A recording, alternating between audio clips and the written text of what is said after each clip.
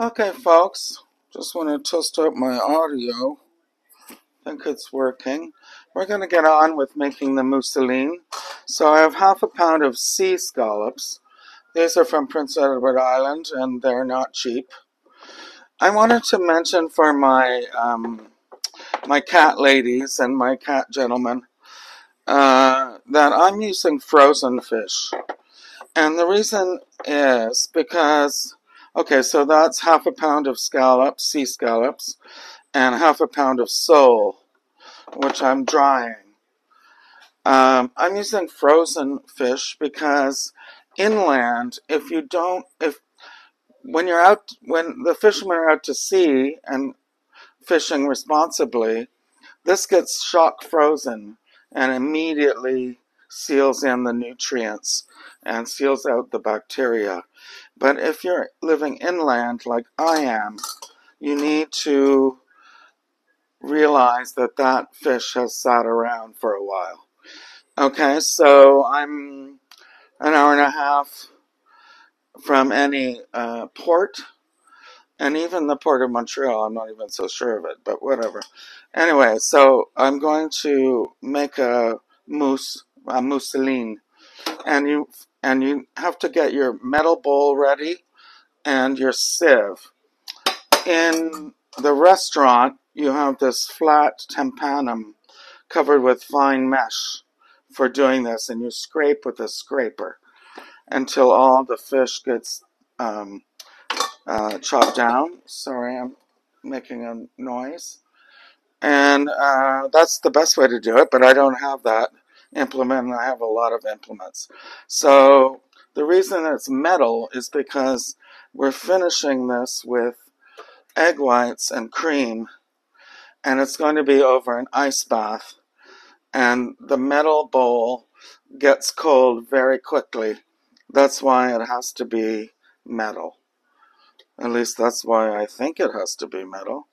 Notice I still have some of my cones for the mousse when they look pretty. I'll be making more. And now I have to get this seafood rag cloth out of the way.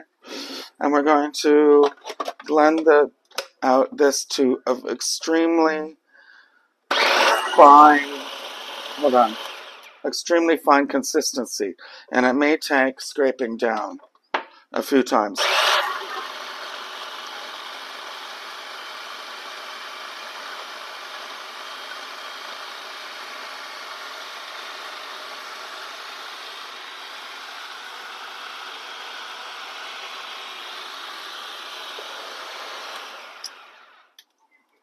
I need scraping. And by the way, this is also going to take 1 cup of heavy cream. I feel like that's very mushy. But, you know, it has to go through that screen, that mesh. So let's just hit it again. Wow, that smells great. This is a classic French mousseline. It's a French food. And I don't really know why, but they say it has to be sea scallops. I got mine from Prince Edward Island, frozen. They were expensive, but the base scallops were totally accessible in comparison. But I'm going with the traditional recipe. But by the way, this smells stunning.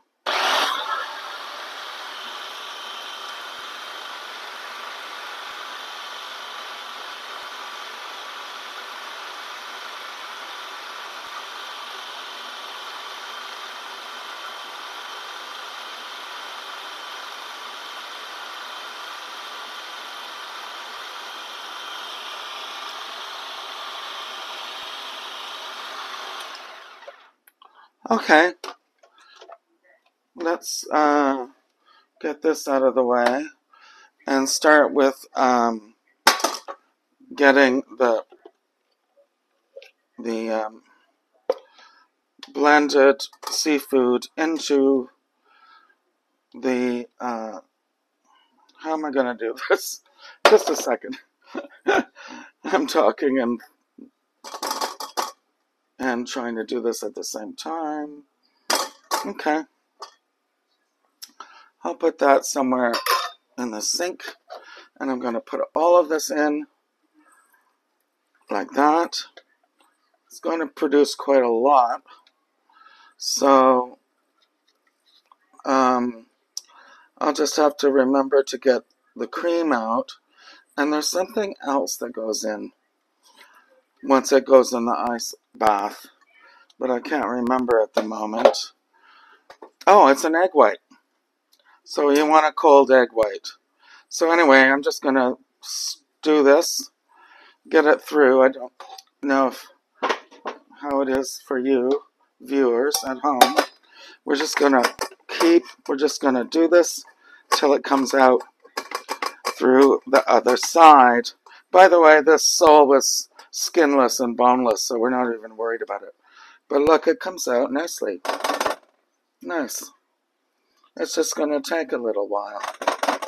So, bear with me. I'll come back when I have it through, when I have it done. Okay, love, so I have the pureed, can you see? I have this in an ice bath, and, you know, there's very good reason for that, which is to keep your fish fresh, your seafood fresh. I have it in the ice bath. I cheated a little because I noticed that the puree coming out of the bottom of my sieve was just as fine as it was from the food processor. So I'm leaving it like that. Now we're going to add one egg white, sorry. And we're going to beat that vigorously, and we're going to add 2 tablespoons of heavy cream. Hold on, I want my special spoon. Yeah, so this has to get thoroughly mixed. Each stage must be thoroughly mixed. Pretend you're making pâte à choux. As you probably gathered, everything about French cooking is about technique, whereas Italian food is about ingredients, mainly. Pure and simple, and done beautifully by the nonas. So I have this pretty whisked. There's water splashing around, and I don't want water in it, so I'm going to pour some out. So I'm going to do 2 tablespoons, blend it in very thoroughly, and if it separates, then you have to put it back in the fridge. You don't have to start over, but you do have to chill it back down and start halfway through again. So there's my mousse. Okay, there's a piece of skin that didn't get separated. Okay, 2 more tablespoons. 1, 2. Let's just do it. And this chilling method, water just came up. You know what? Cream is made of water. A little bit can't be that bad, can it? So I'm just going to whip this up. And I'm not adding air by using a whipper. Like by whisk, sorry. 1 and a little bit. So that was just 1 cup of cream. It's getting really nice and smooth. And at the end, let's get it all in. I don't see any signs of separation. That's a good sign, but I'm not done yet. Of course, it's going all over me. And I'm really hoping that this is recording because, you know, I just have a lot of troubles with recording since my phone's connections have kind of conked out. The little connectors on the bottom. Anyway, that's looking good. So a little more. 1, 2. Let's do 3. A little bit. 2.5. All right. And I'll use this towel to wipe up after because this goes in the fridge for 8 hours. In the meantime, I'll be preparing more of these, and I'll be chopping dill and other fresh herbs, like tarragon would be great. I forgot to buy tarragon. Maybe I'll get it tomorrow. Okay. By the way, this is going to be cooked. Where's that? Let's keep going. A little more. I feel like once you get going, you can add more. So, okay. I just want to, oh, it's nice. Nice, nice. I see a little speck. There's something that got caught through. That got through the mesh because I didn't I didn't put it all through. I only put half of it through. To be frank and completely honest with you, I see these pieces, but I think they might just be air. Okay, this is going to be the end of it. I'm going to stir it all in. Okay, so that looks really good.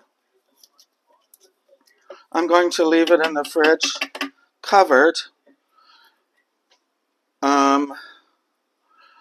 in the frozen water. Actually, you know what? At this stage, it's super cold. I don't think it needs the water. That's what you do if you need to resuscitate it, if it splits. And if you've seen splitting, you'll know what I mean. It's just the solids separate from the moist solids. Solids separate from the liquids and cream, and it's looking really good. So that's going in the fridge right now. Okay, folks. Hope this is working. Let me check the green lights on. Yeah, I just have to finish up with the mousseline. It has to be done today because you can't have that sitting in the fridge for long. So I'm going to try using these different kinds of molds. I don't have timbale per se. Oh, that's too hot for this. So I'm going to, and this shouldn't, so these are bagel molds that my friend Kathy gave me. And I haven't tried the bagels yet. And I don't think they need butter because this is silicone. But I'm just going to do it in any case. I have melted butter here. And I'm going to try 4 like this and 6 in muffin tins. So nothing fancy in terms of the look of them, because I don't know how, like if they're intricate, I have some beautiful molds, but if they're intricate, I'm not sure the mousseline will hold. It's not like baking. So put that aside, and then I'm going to do 6 of these, coat them with the butter, and then these have to go in the fridge again. So I'll just do this. I'll get this all coated with the butter, but then and then we're going to put these little parchment pieces in the bottom of the ones that have been coated. And the reason we're doing all of this is because they're going to be topped and they're going to poach. And I use the bottom of a glass to get the size there, and I use the top for the top because I'm not going to fill these to the top. So let me continue. And then we're going to put them in the fridge to cool the butter into a solid. Perhaps I should do some more because there's quite a lot of mousse in there, and that seafood wasn't free. So, and in fact, I used the best, so it wasn't even the inexpensive version. So I'm just gonna do that, do this, and I have some more. Wait, I have 3 more here. Let's check. It's not clear to me where I hid them. Oh, here they are. Okay, here's another one. And these are going in the in the fridge. Oh, I don't have any more small ones. Anyway, okay, so that's enough for now. These go in the fridge until the butter hardens. The reason for that is because uh, everything has to be chilled perfectly before adding the mousse. In the meantime, I have to chop up some dill, some chives, and grate some nutmeg. Okay, folks, so we're getting close. We have our mousseline, which is nicely chilled. We're getting close to the end. So I'm going to put in 1/8 of a teaspoon of freshly ground nutmeg, 2 teaspoons of finely chopped chives, and a teaspoon of chopped dill. Let's put more chives in. And we're just going to mix that up. All right, and we want to work quickly now, mixing, mixing, mixing. Actually, in the small ones, I'm just going to pour it in. And I'm going to do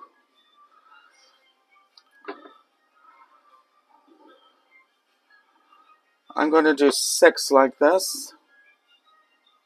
You know what? Forget the piping. This is too thin to pipe and too loose. I'm going to get everything going here. It's a little bit tricky. Oh, the temperature came up to 350, the oven, and that's very good. The rack is in the middle.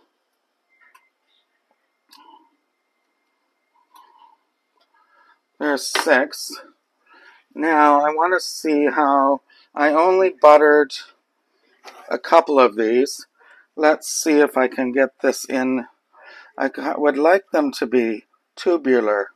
Not tubular, but donut shaped. And,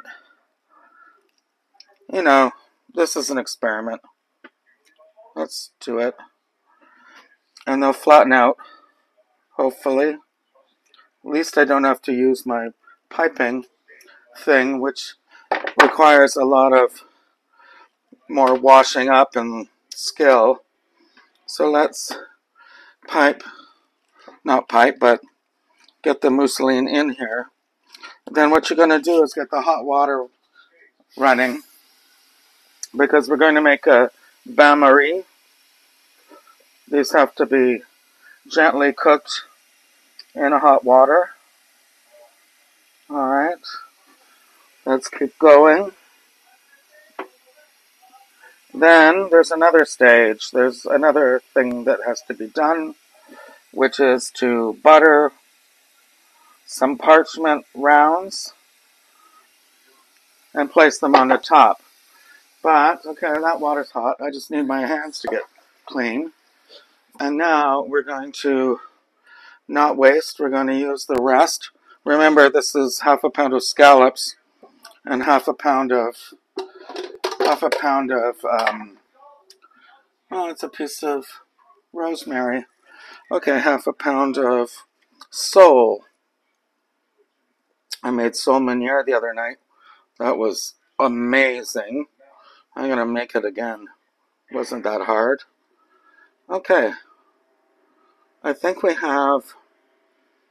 Let's try to get these even. I'll put a little more here. Hoping you can hear me. There's no way of telling. Because there's no equalizer image on the screen. Well, that shows your voice is recording. Okay, what else should I do? Let's get this last amount out. Okay, that's good. Now, we're going to butter. Now, this is for the hot water. Let's put it in now. Yeah, let's put it in now.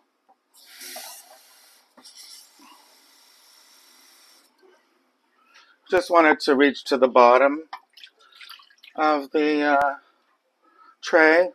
But let's first, butter one side of the parchments. and place on top because these are going to gently steam. Okay, that looks good. We're doing the large ones now. Remember, these are kind of an experiment, these donut shapes. I'm not sure it's going to work, but I think they would be really pretty if they did work. So that one goes on top. Note that marker look is on the top. It's not touching the food. Alright, so we're just going to butter the parchment with formally melted butter. Okay. Put them down nicely like that. Now, one more. And then let's just do it. Put it on top. It's all about technique. So this one is ready to accept the hot water. And it can go, and there's not a lot of room for it. And actually, it would have been easier to do that once it's in the oven. I'm going to put it in the oven right now. All right. I'm going to put it in right now. And I'm going to add some more later. Depends on how it flattens out on the medium rack.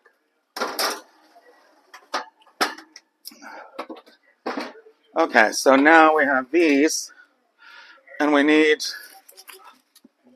our coverings also to be buttered. So just a little. Maybe less than I did before. Just put them on top like that. Can you see? Hold on. Then you butter them like that. I guess the reason, it's sea scallops are very sweet, and I think this French classic wants your seafood to be sweet. So we're placing that on top, and we're going to keep going. And I'm going to keep going like that. Looks good. Goes in with the hot water.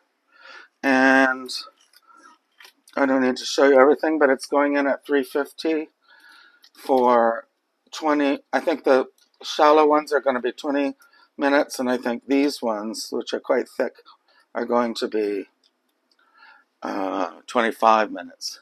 These are going to be nicely covering and preventing browning and allowing a little bit of steaming. And they should be really dainty and delicate when they come out. Okay, so there's that. Goes in here. Oh, wait, this covers. I need more hot water. Okay.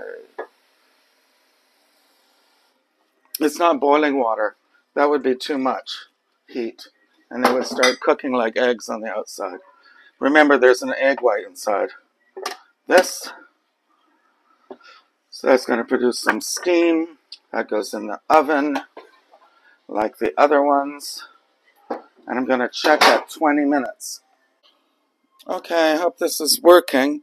I know that they're ready. I just have to find my gloves. They need to jiggle a little, but be set. And we want to cool them. So it's hard to tell.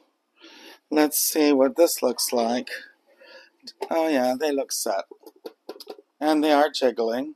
That's nice. I'm going to leave those for a second longer while I remove this one onto the rack. And they need to cool. They need to cool. They're sucking. It's sucked to the bottom. Hope it didn't melt. I don't think silicon's meant to melt. So let's get our hands going and get these cooling. Sorry, the timer interrupted me and now I don't even know if we're recording. So, timer doesn't like it when the The phone doesn't like it when the timer comes. Anyway, so we're gonna get these other ones out. These had a nice jiggle. And as I was saying, they need to cool down for at least 10 minutes. And they were jiggling. Yeah, one's jiggling. You can't turn these out for another 10 minutes. They have to cool down or else they'll fall apart. So put them now on a rack to cool. And I'm going to heat the soup up. The asparagus soup I made for this purpose. I'm going to turn the fan on. This one is all over the place. The oven's still hot. Turn it off. Turn on the fan. Open the window. Turn on the other fan. And let them rest for at least 10 minutes. But I feel like I got it. That's hot, but it's lovely. The texture is going to be lovely. Alright, folks, it's time to tip these out. And, pray, I guess. Flip them out. I took the papers off the top. These are still lovely and warm.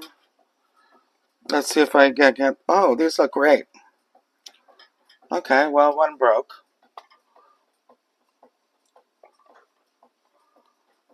Okay, two broke, but one didn't break. That's all I need. And that can be eaten. So, all I need is those two. And we have our soup. And we have our bowl. Like this. This is asparagus soup, and it's basically a classic with mousseline. So let's get the bowl over here. Let's put it in. And then what I would like to do is gently place the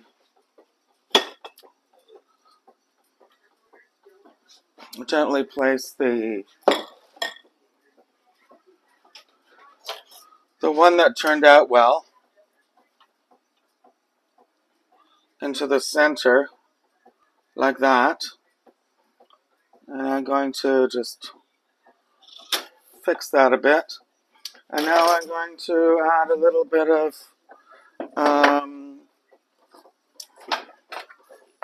caviar.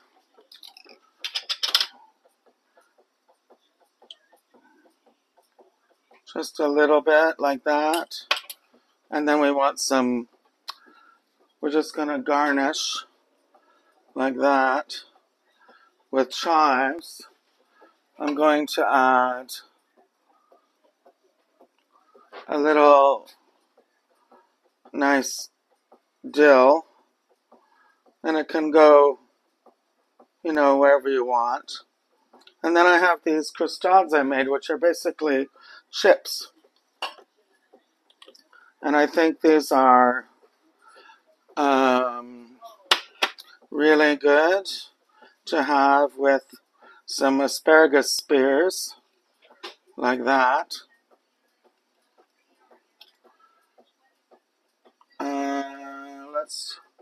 You know what? I'll figure it out. You'll see the final. I also have I still have these to plate. Remember? So those will be good too.